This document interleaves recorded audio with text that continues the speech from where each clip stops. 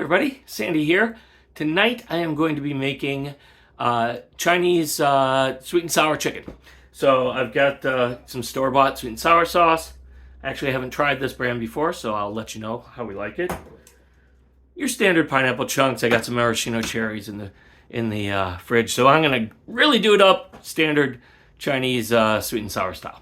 And I'm just gonna make some green beans with some garlic and soy sauce on the side. So that's what I'm gonna do. Come along with me, and this should be pretty quick and easy.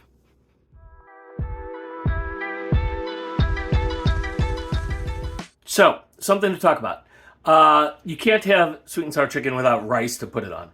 And rice is very simple. White rice, you just use a 2-to-1 ratio of water to rice. So whatever size measurement you're using of rice, let's say 1 cup, you would then use 2 cups of water. Really easy.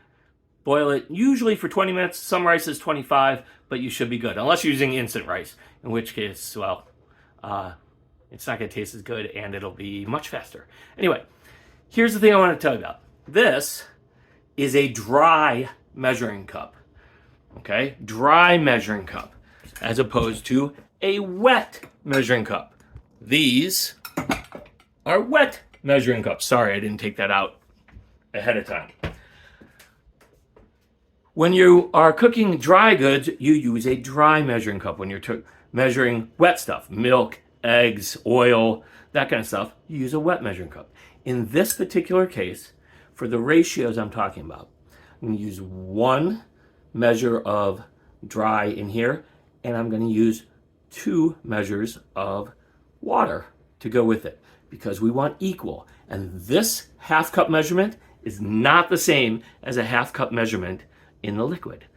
Important note. Anyway, hopefully that didn't come off as preachy. Anyway, I'm gonna make rice. Okay, I've cleaned my beans here, give them a quick wash, pulled off the ends, and now I'm just gonna crush some garlic to put in there, and I'll saute them with olive oil, and then I will hit them with some soy sauce right at the end. That's it. Okay, I wet my knife, which I always do when I'm smushing garlic, because otherwise this paper will stick to the blade, and you'll have to pull paper off constantly.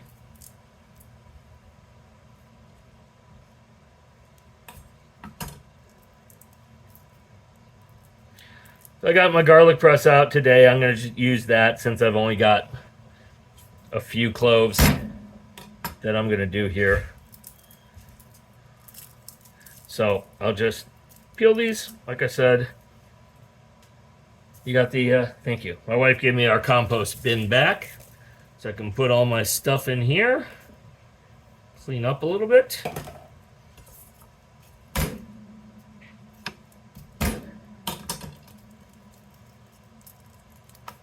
She took it outside and emptied it into our compost in the backyard. Which maybe I should show you guys. If you want me to show you our compost layout, let me know. We set up, years ago, 3 bins. It's kind of all one structure, but basically 3 bins, using some wood that my wife got from somebody who was throwing away wood from a deck, I think, and some chicken wire.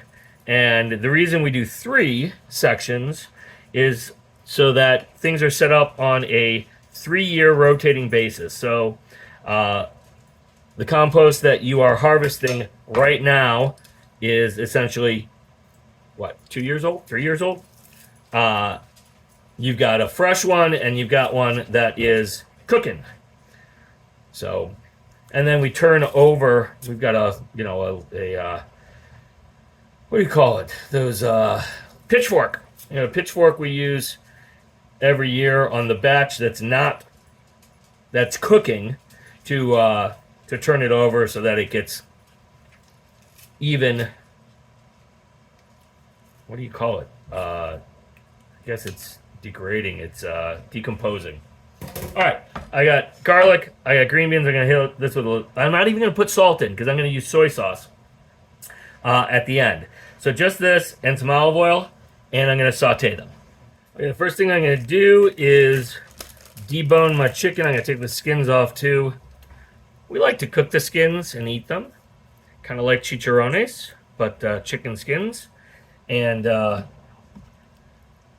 my son and I really like them. They're nice and crispy and salty and yeah, kind of like a potato chip, except chicken skins. Anyway, just pulled the skin off. Now I'm just going to cut this thigh. I'm using thighs into strips because that's pretty much how the Chinese restaurants around me do it. And then I'm going to make a really simple tempura batter. I used my soda stream to make some bubble water. And did I get the edge? No, good. And I'll just use some flour with that, and that'll make a really nice, light tempura batter for us to use.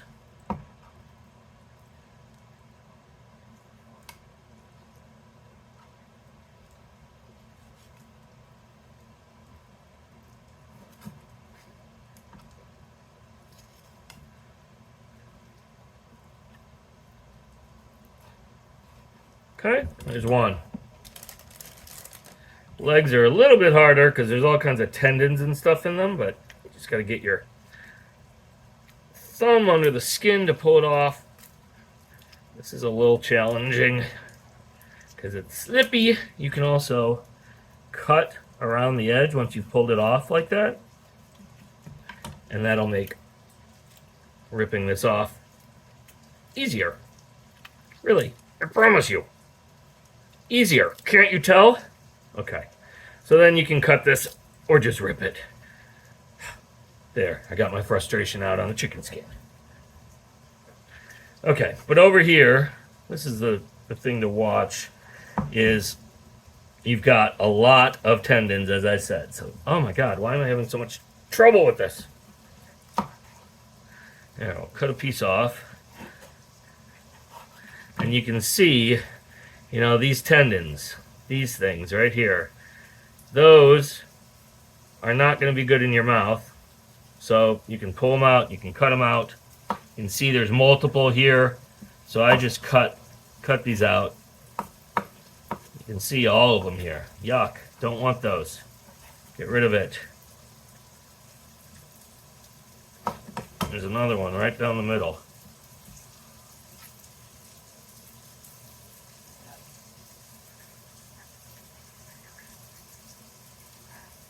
All right.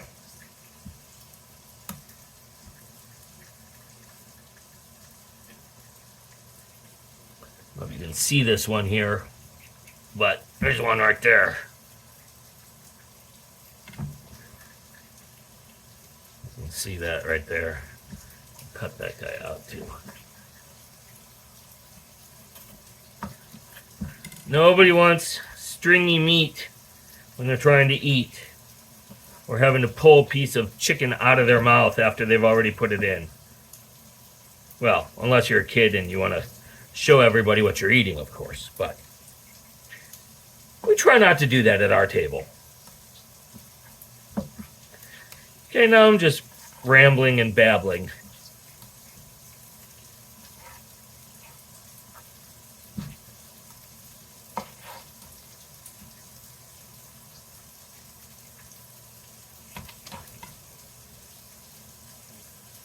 So what I do is I buy chicken in big packages, and then I put it into the freezer in sizes that we will use. So this is a pack of 3 pieces because we will each eat 1 piece. And my wife doesn't eat as much as my son and I, so she is going to get the drumstick. Well, we're not doing a drumstick this time, but in terms of serving it as a drumstick, we've just got the meat. And that's fine. You can keep this fat, you can cut it off. It's not really going to add anything for us, so I'm going to remove it. I can smell my green beans over there. Let me just turn them down.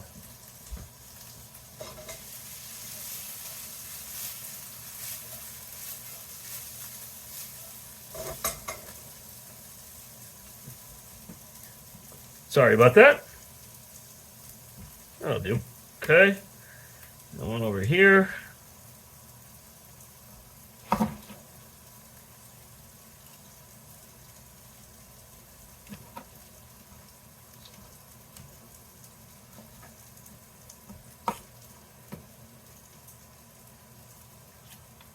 Ah! Darn. Raw chicken on the floor. Alright, I gotta clean that up. So, I'm basically done here.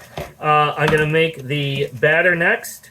Turn on my oil and get started here. Let me turn off the phone. Okay, the tempura batter is really simple. It's just some plain all-purpose flour. I need 2 of these, or a fork, and bubble water, which, like I said, I just made in our soda stream. But you can just buy, too. My wife really likes bubble water, so we have a soda stream. Gonna definitely need more flour and more water here. The last time I did this, I cleared out my flour that time too, so. You can see this is too thick, it's clumpy still. We want it light, but we want it to stick. And this is too thin. So I had it too thick, and now it's too thin. So now we go back and forth till we get it right. Oh, this is getting close. That doesn't look bad.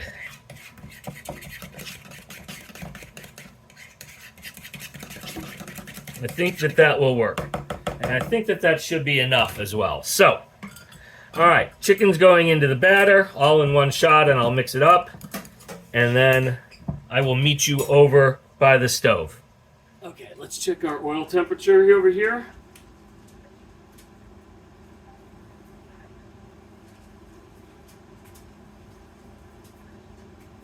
Now we're over 300, so we should be good. And it didn't go careening past to like 350 or anything, so we're okay here. It's down to medium, so we don't overcook these crazy.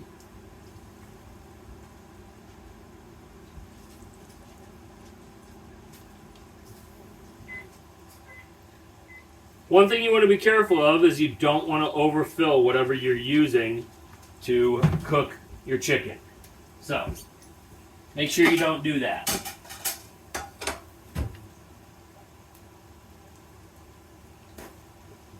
You don't want everything crowded in there. Remember, when we take something out of the fryer, we need to hit it with some salt right away. And I'm just going to make sure that these are all separated so they're not stuck together. There we go. Okay. Good. Alright, those are going. I got the green beans going over here. Grab my soy sauce. Go.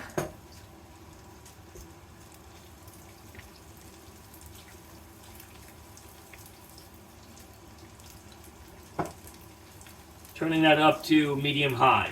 I'm going to get a bowl to serve this in.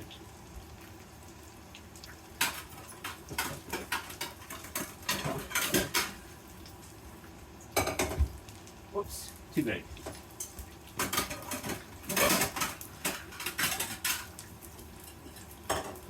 Okay, so it's going to go on a paper towel. Initially, I'm going to hit it with salt.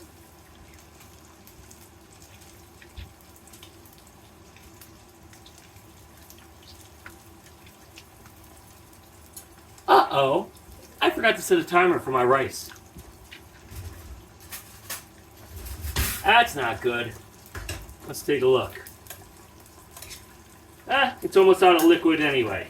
So, I'll just turn it off and put it back. It'll finish on its own. That was fortuitous timing.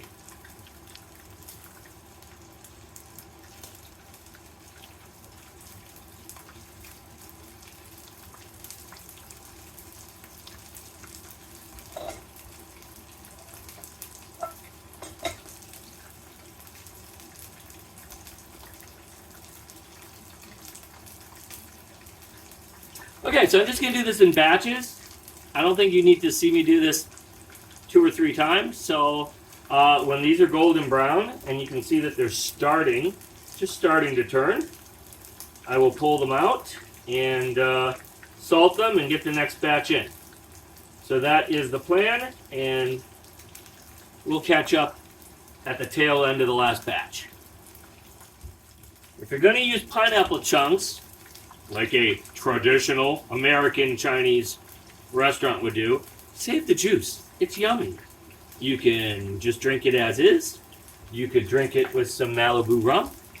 Whatever. But don't throw it away. Okay. Let me just spin here. Garlic is burning. Shoot. Okay. So I got all my chicken done over here. And very simply, we're going to pour our pineapple in.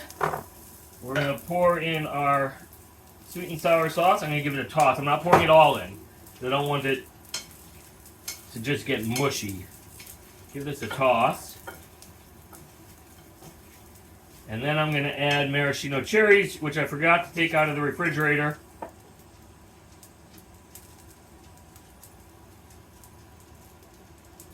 So I will go get those and come back. Okay, I found them. They were not in the refrigerator. I had to get them from the pantry. Ugh. Okay. We don't want the juice from these.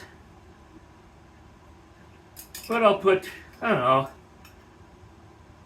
10, 12, 15, something like that. Probably good. There we go. Everybody likes the cherries. That's not going to mix well. Okay. That's it. See if I can make this look appealing when I hold it up to the camera. There we go. Or at least as appealing as it's going to get. There you go. Sweet and sour chicken using tempura batter, store-bought sauce, pineapple chunks, and maraschino cherries. Enjoy. Dinner! If you enjoyed this video, click the like button. Subscribe to Sandi Cooks on YouTube so you don't miss new recipes.